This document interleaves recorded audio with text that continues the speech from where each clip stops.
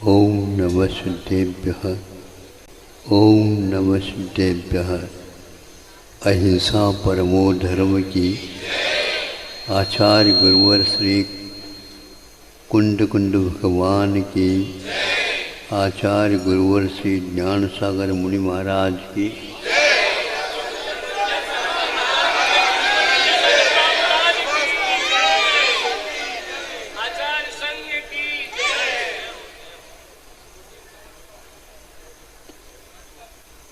ये सब देवगण मिलकर के यहीं से तो गए थे, लेकिन वहाँ से यहाँ पर क्यों आ गए?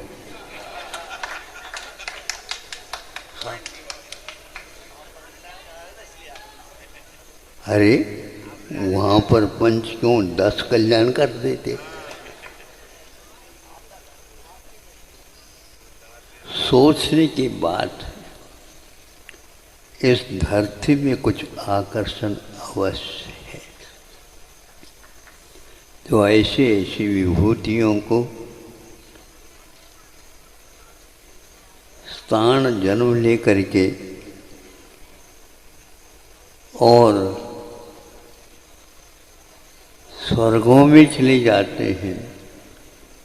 स्वर्ग वाले वहाँ पर तो स्वागत करते हैं उनको, लेकिन सोचने की बात है, अभी जन्म जिसका होना है बाद में होना है। अभी वह तीर्थंकर होनहार स्वर्ग में है और वे देवलोग आकर के इस धरती की पूजा करते हैं। अनेक अनेक प्रकार के बहुमूल्य रत्न उनकी वृष्टि करोड़ों में इस धरती पर करते हैं। आज तक सौदर मेंद्र कुबेर दोनों मिलकर के उस सौधर्म स्वर्ग में ऐसा कोई महोत्सव नहीं मना सके। है वहीं पर वह जी, किंतु वहाँ नहीं बना सकते, क्योंकि वहाँ पर धरती की जो पवित्रता है वो पवित्रता वहाँ नहीं। संतों ने यह आश्चर्य व्यक्त किया है उस विभूति में, जब वह धरती पर आ जाता, नाविराय और मरुदेवी के घर में अवतरित होता। उस समय 3 लोक में कुछ क्षण के लिए आनंद के या साता की लहर दौड़ जाती। उस विभूति में ऐसा कौन सा वैभव छुपा हुआ है? और किसी भी पदार्थ से सुख और शांति का अनुभव नहीं होता। साता का वह अनुभव उस व्यक्ति की यहाँ पर जन्म लेने से, स्वर्ग में रहा तो कहीं कुछ भी नहीं हुआ, किंतु स्वर्ग से यहाँ पर आते ही मोक्ष मार्ग से नेता, वे मोक्ष मार्ग के नेता बनेंगे। बनने से पूर्व में इतना बहुमत नहीं, सर्वसम्मत नहीं, लोक सम्मत। और लोक सम्मत में भी, लोक में रहते हुए भी श्रमण समाज किसी भी प्रकार से भाग नहीं लेते, किंतु वे भी होनहार पंच कल्याण के धनी तीर्थंकरों के वैभव ऊपर से नहीं, उनकी जो स्थूल भावनाएं हैं उसका अध्ययन करते रहते हैं। हम कुछ नहीं चाहते।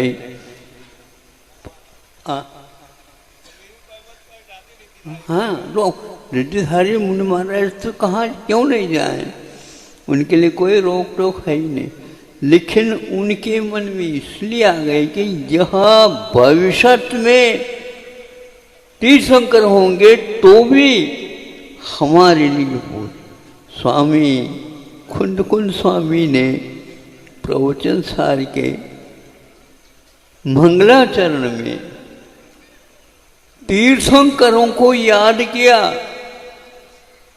कौन से तीर्थंकर? वर्तमान कालीन तीर्थंकर वृषभ से लेकर के वर्धमान तक याद किया। अतीत के जो तीर्थंकर है क्रमबद्ध वे भी 24 हुए थे, बाद में ये वर्तमान के हुए। इसी प्रकार भविष्यत काल में होंगे, उनके लिए भी बार बार पृथक रूप से क्रमबद्ध पृथक रूप से वंदना की है।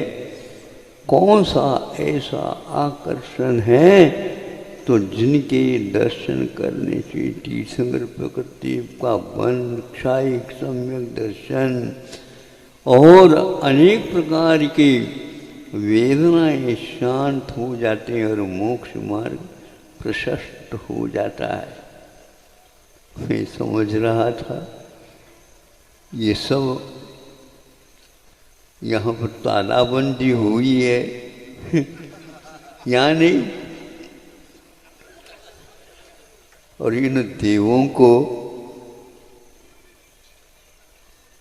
कहा वे करेंगे तो आप ही लोग, लेकिन यहाँ पर आकर को आपको करना पड़ेगा, आप लोगों के लिए छूट है। लेकिन ये भी नहीं आ सकते, हम बुलाएंगे तभी तो आएंगे।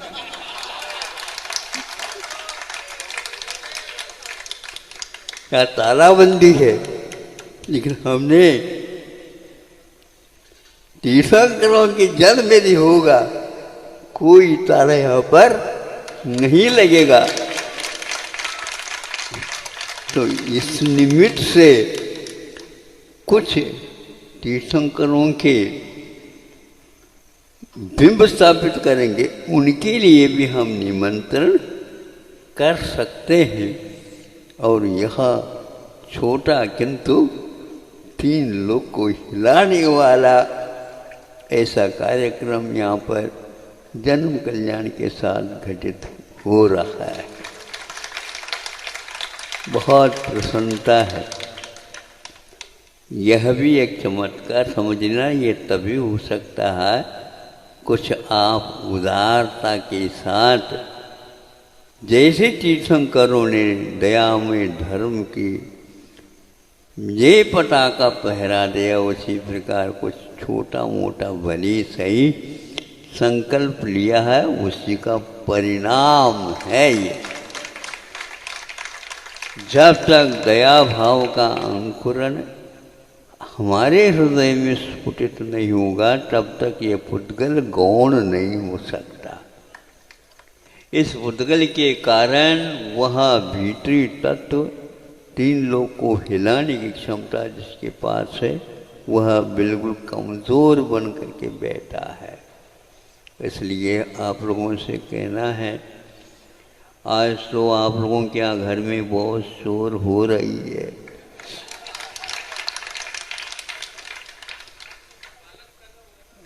अब ये तो आप ही लोग ही जाने। अभी तो हम कल के मध्याह्न की प्रतीक्षा में हैं। तो फिर आप लोग नीचे रहियो और अपने मुकुट उतार करके रहियो। और क्या वो आगे करने वाले संकल्प लिए हैं, देव लोग सारे के सारे लट्ठू हुए हैं। ये ज्ञात हो जाएगा कि वह तेरा मेरा से ऊपर उठ जाएंगे कि वैभव का जब त्याग होगा। अभी आप थोड़े थोड़े कर रहे हैं, मैं देख रहा हूँ, नहीं समझे। एक घड़ा भरा हुआ है और उसमें से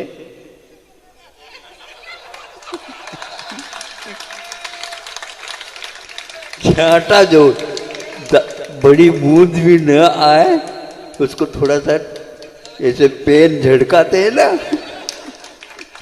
ऐसे झड़का झड़का करके लिख रहे हैं।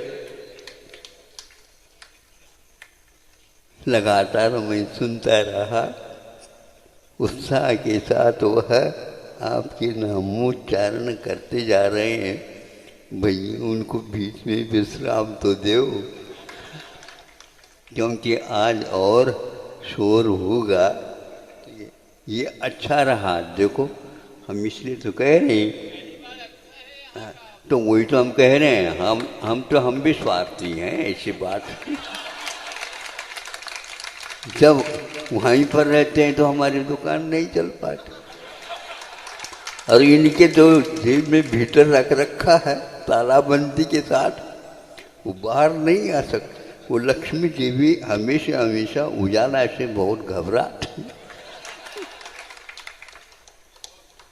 उसको बाहर निकालना, बाहर बुलाना बहुत कठिन होता है।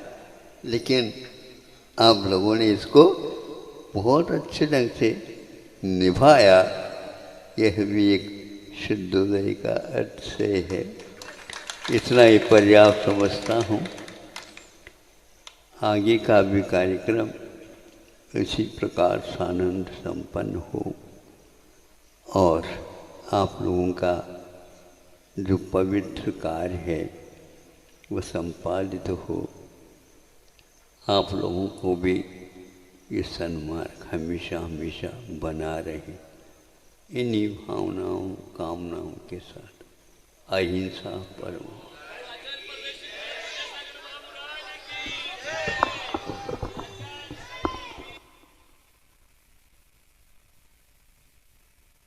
जावानी के ज्ञान ते सूझे लोकालोक, सो वाणी मस्तक नमो सदा देत हूँ ढोक। 9 बार नमोकार मंत्र।